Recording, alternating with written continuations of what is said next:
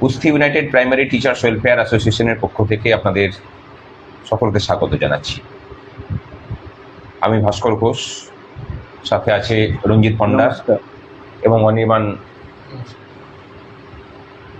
আজকে যে বিষয় নিয়ে আপনাদের কাছে এলাম সেটা হলো যে আপনারা জানেন যে গত 1 সেপ্টেম্বর সুপ্রিম কোর্টে একটা মামলা ছিল। সেই মামলার প্রেক্ষিতে হয়তো বলাই যায় যে অযাচিতভাবেই একটা রায় আসে যে যারা এখন প্রাথমিক এবং উচ্চ প্রাথমিকে শিক্ষকতা করছেন, যারা টেট পাস করেননি তাদেরকে টেট পাস করতে হবে।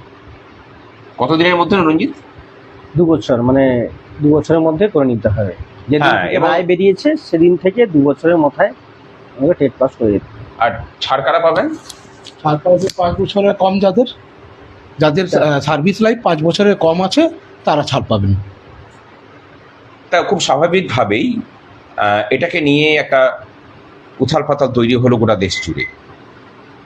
এবং আমরা কুস্তি ইউনাইটেড প্রাইমারি টিচার্স ওয়েলফেয়ার অ্যাসোসিয়েশনের পক্ষ থেকে যখন রায় বেরোলো, তারপরেই আমরা প্রখ্যাত আইনজীবী মাননীয় গোপাল সুব্রমণিয়ামজির সাথে আমরা কনফারেন্স করলাম এবং তার কাছে মতামত নিলাম। আমরা মতামত নিলাম বিকাশ রঞ্জন ভট্টাচার্যের কাছেও, এবং 2 আইনজীবী আমাদেরকে জানালেন যে এই রায়টার পুনর্বিবেচিত হওয়া উচিত। কারণ আইন যখন আসছে, বিশেষ করে সিভিল ল, সেই সিভিল ল আসার আগে যাদের নিয়োগ হয়ে গেছে তাদের উপরে এটা রেট্রোস্পেক্টিভ এফেক্ট হতে পারে না। সুতরাং তাদের কথা মতো আমরা তখন রিভিউ পিটিশন ফাইল করলাম। আমাদের সংগঠনের যারা গভর্নিং বডি মেম্বার আছে আর কিছু স্টেট মেম্বার এবং জেলার মেম্বারদেরকে নিয়ে আমরা একটা ইন্ডিভিজুয়ালি আলাদা আলাদাভাবে রিভিউ পিটিশন করলাম। সেটা এখনও ওপেন কোর্টে আসেনি, পরবর্তীতে হয়তো আসবে কিনা ভাস্করদা অবশ্যই বলবেন, ব্যাপারটা ডিটেলসে ভাস্করদাই বলবেন, বলছেন।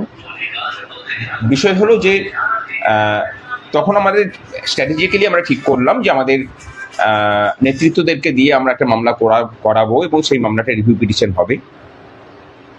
তারপরে মামলাটা ওপেন কোর্টে এলে পরে তখন সংগঠনকে নিয়ে আমরা আবার মামলাতে ঢুকবো আবার নতুন করে। আজকে রিভিউ পিটিশন ফাইল হয়েছে অনেক আগে। আজকে সেই রিভিউ পিটিশনের চেম্বার হিয়ারিং ছিল।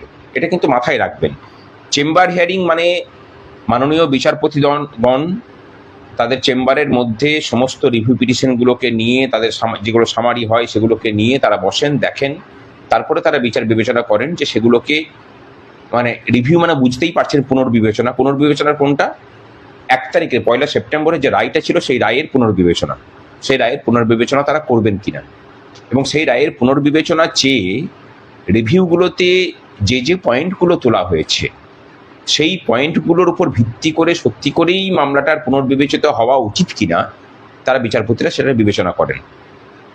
এবার আমাদের মামলার যে ফাইল হয়েছে, একটা ভালো কথা জানাই যে ভারতবর্ষের বিভিন্ন আইনজীবীরা তারা একটা কথা বলেছেন, মানে আমাকে পার্সোনালি জিজ্ঞাসা করেছেন যে আপনাদের মামলার ড্রাফটিং কে করেছে। এ কথা বলতে অসুবিধা নেই যে আমাদের মামলা ড্রাফটিং করেছে বিক্রম ব্যানার্জি, মানে এই মামলাতে আমাদের কন্ডাক্টিং লয়ার, মামলাটা ওই কন্ডাক্ট করছে। তা সকলেই বলেছে যে অসাধারণ মানে ড্রাফটিং হয়েছে। আজকে সেই রিভিউ পিটিশনের শুনানি হয়েছে, চেম্বার হিয়ারিং হয়েছে, কোনো বাইরে কিন্তু কোনো শুনানি হয়নি। এটা অনেক পক্ষ থেকে বলা হচ্ছে যে বাইরে শুনানি হয়েছে, সব সম্পূর্ণ ভুল কথা। চেম্বার হিয়ারিং হয়েছে, সেই চেম্বার হিয়ারিং হওয়ার পরে তার মানে পরিণতি কি হবে সেটা কিন্তু রিজার্ভ আছে, অর্থাৎ রায় রিজার্ভ আছে যে সেটা ওপেন কোর্টে আসবে কিনা।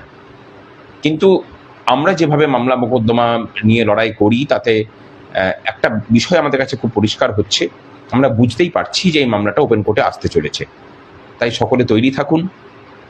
সুপ্রিম কোর্ট থেকে যেহেতু আমাদের উপরে এই বোঝা চেপেছিল, আশা করি সুপ্রিম কোর্ট থেকে আমরা মুক্তি পাব। তবে ঐক্যবদ্ধতা এবং সংঘবদ্ধতা প্রয়োজন, এবং তার সাথে সচেতনতাও প্রয়োজন, বিশেষ করে পশ্চিমবঙ্গে।